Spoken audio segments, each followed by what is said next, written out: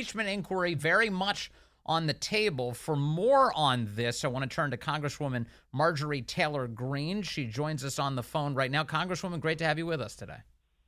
Hi, thanks so much for having me. What is going on in the United States House when it comes to an impeachment of Joe Biden? What can you tell us?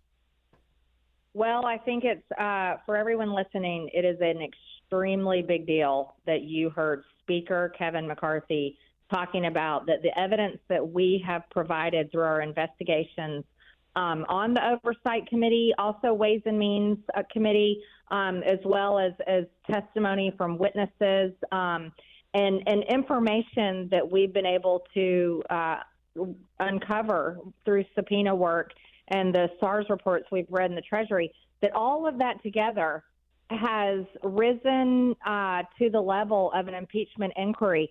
That means that if we can get 218 votes on an impeachment inquiry, we open up an investigation, and that will give the House stronger subpoena power, meaning that we will not have Christopher Wray from the FBI denying us the ability to hold in our hand the unclassified 1023 form. That means that these agencies will have to comply with House in our investigation into whether we should proceed forward with impeachment. So this is a really big deal, and this means that you'll see over the next, probably the August recess, more information coming forward, such as the testimony from Devin Archer next week. He's expected to testify to oversight, as well as other Hunter Biden business partners. And we'll be bringing more information to prove, and this is the important piece, prove that Joe Biden is on record lying about his son Hunter Biden's business deals and what he knows. The question is, what does the president know and when did he know it? And we know for a fact that he's lied. Congresswoman, how serious do you think Kevin McCarthy is about this? I noted earlier this week that he's saying that he's considering an impeachment inquiry. It sounds a little like what he said late last year about Alejandro Mayorkas, that he either resign or will think about impeaching you. Do you think that Kevin McCarthy is serious about this? I think this is extremely serious. It's so serious that this morning at our GOP conference, the speaker stood up and addressed our entire conference about impeachment inquiry, and that he told everyone in the conference, when I come to you and I ask you for this, I expect you to be here for it. I expect you to be with me on this one. And that's what he told the entire conference. So I think it's very serious, and Speaker McCarthy would not be talking about it publicly nor addressing the conference about it if it wasn't something he was planning to go forward on. Do you believe this is something that is imminent? You mentioned Devin Archer's testimony next week. That seems like it'll be pivotal. Will an impeachment inquiry begin soon? I certainly hope so. I think the American people know that I've been demanding impeachment from day one. Yes. I introduced articles of impeachment on Joe Biden literally on his first day in office back in January of 2021 for the very evidence, for the very crimes that we're seeing the proof just unveiled for the American people for. Only we have far more proof than we had back then.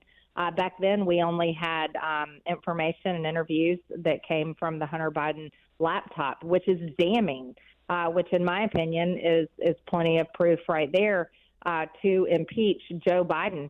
But having actual information coming from an informant, an FBI informant, that the FBI says their top informant in the world, that they paid $200,000 to for the information that he provided, saying that the oligarch that owns Burisma, Zlochevsky, paid $5 million to then Vice President Joe Biden. That's a bribe in order for Joe Biden to make his problems go away. That's what he said, make his problems go away. And then we know that Joe Biden was going to withhold $1 billion in U.S. aid to get Victor Shokin fired. And sure enough, he got fired. And Joe Biden, the vice president of the United States at the time, bragged about it on camera. And that video has been shown over and over again.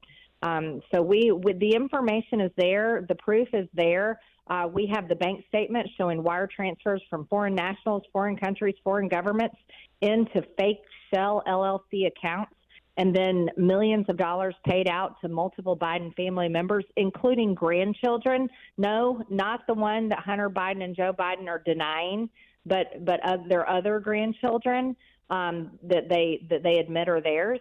But no, the evidence is there. It's damning. It's overwhelming. The American people support impeachment by over 53% with Republican, Independent, and Democrat voters. Yes. But it's time to get our conference there, and we can do that with an impeachment inquiry. Congresswoman Marjorie Taylor Greene, I know that you're short on time, so I'll ask this final question of you. Hunter Biden's prostitutes. I know you are trying to dig in on the Justice Department and how it is handled the status of what appear to be multiple sex crimes apparently committed by Hunter Biden. What can you tell us?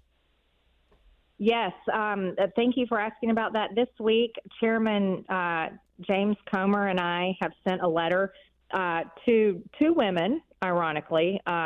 Miss Hillary Axsom, she is the National Human Trafficking Coordinator at the Department of Justice, and also to Miss Christina Rose. She's the Director at the Office for Victims of Crime at the Department of Justice. And we have many questions for them about the victims' rights. These victims are prostitutes that Hunter Biden trafficked across state lines. He paid for their airfare, paid them to engage in illegal activities, prostitution. He also recorded sex videos and then uploaded these videos himself to porn sites. All of this activity is extremely illegal, but we're very concerned about these women. We're very concerned about them as his victims and what their rights are. So we sent a letter inquiring about what rights they have. And then also the IRS whistleblowers provided information that not only did he engage in human sex trafficking, paying prostitutes, but he paid them through his law firm. And then he wrote off the expenses on his taxes. You know, most people write off business expenses like office supplies, like a business dinner or equipment they need to buy and purchase for their business. But Hunter Biden wrote off plane tickets, and payments to prostitutes as business expenses, which is extremely illegal. These IRS whistleblowers, these investigators were trying to bring charges against him for all of this, and they were stopped. They were completely blocked from doing it, which upset them so much so. And one of them is a self-admitted Democrat, still is a Democrat, supports his party, but he could not believe that the administration was protecting the president's son to this extent, even covering up these extensive, horrible crimes. So we'll be continuing to investigate these crimes, and we'll see where it takes us. All right, Congresswoman Marjorie Taylor Greene from Georgia. Thank you very much. Good to talk to you today.